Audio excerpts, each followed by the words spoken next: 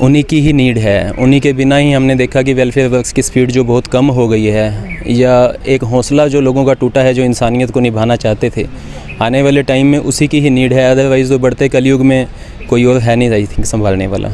नमस्कार, क्या नाम है सर आपका? कपिल। कपिल सर, क्या क्वालिफिकेशन है आपकी? MBA।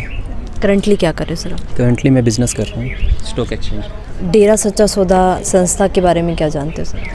17 ईयर्स से मैं डिवोटी हूँ यहाँ का, and I am totally satisfied. Family भी सर आपके साथ कनेक्टेड है? फैमिली में 7 मेंबर्स हैं, उनमें से 4 कनेक्टेड हैं। क्या कहना है सर ऑर्गेनाइजेशन के एनवायरनमेंट के बारे में? मीन्स कि आई हैवंट सीन कि इन जैसी मैंने इसके अलावा कोई और ट्रस्ट नहीं देखा, इनके जैसा मैंने कोई ऑर्गेनाइजेशन पहले ऐसा देखा नहीं है जिनकी तुलना इनसे की जा सके।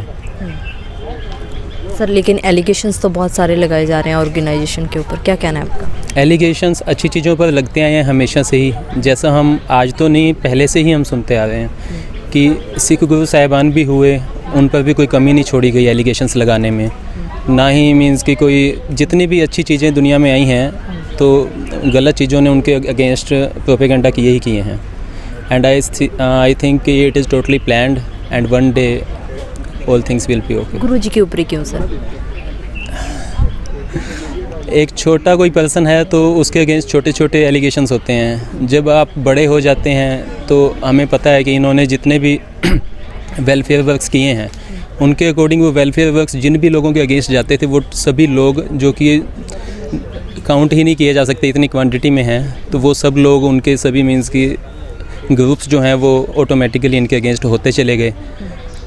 समय के अनुसार हमने देखा तो आज रिज़ल्ट उसका ये है। क्या इफ़ेक्ट आया सर जब से गुरुजी सोसाइटी में नहीं है?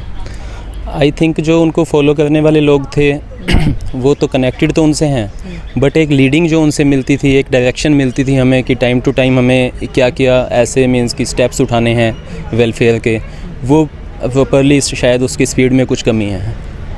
गुरुजी ने क्या स्टेप्स लिए हैं सोसाइटी के लिए? गुरुजी ने सोसाइटी के लिए वो स्टेप्स लिए हैं जो आपको वर्ल्ड रिकॉर्ड्स बता देंगे। उनके लिए कुछ भी कहने की ज़रूरत नहीं है, ऐसे ऐसे उन्होंने काम करके दिखाए हैं जो आज बच्चा बच्चा जानता है। जो लोग जानते हुए भी इसको एक्सेप्ट नहीं करना चाहते तो वो उनकी समझ है, but I don't think so कि गुरुजी ने कोई कहीं कमी छोड़ी है। सर एक और क्वेश्चन उठाया जाता है कि वहाँ पढ़े लिखे कम आते हैं, आप वेल एजुकेटेड हो, क्या आप बताना चाहोगे इस टॉपिक पर? सोसाइटी में आई थिंक इंडिया की पॉपुलेशन में ही अगर हम ये देखें कि कम लोग पढ़े लिखे हैं तो पढ़ाई से ही आई थिंक कि विजडम नहीं होता। जो लोग कम पढ़े लिखे हैं वो भी अपनी बुद्धि से निर्णय ले सकते हैं, वो डिसीज़न अपना ले सकते हैं। एंड मटेरियल वाइज भी हम देखें तो किसी को किसी चीज़ की कमी नहीं है जब से हमने इनको फॉलो करना स्टार्ट किया है। जितने भी लोग हमें मिले हैं वो कम से कम मेंटल तो नहीं हैं, पढ़े लिखे नहीं हैं, बट वैसे उनकी अच्छी फैमिलीज़ हैं, वेल सेटल्ड हैं। तो आई डोंट थिंक सो कि उन पर कोई प्रेशर है या उनको मिसगाइड किया गया है। उन्होंने अपना डिसीज़न खुद लिया है, मैंने भी खुद लिया था, एंड मैं आज भी उस चीज़ पे कायम हूँ। इसी तरह सभी कायम हैं। क्या नीड है सारा सोसाइटी को गुरुजी की?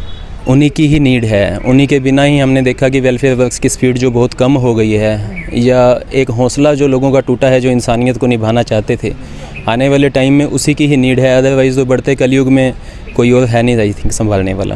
क्या अपील करोगे सर गवर्नमेंट से? गवर्नमेंट से अपील है कि कम से कम इस टॉपिक पे तो पॉलिटिक्स ना करें। जैसे वो अपनी फैमिली की तरह यदि वो देश को मानते हैं तो पर्सनली इंटरफेयर करें। Thank you so much sir.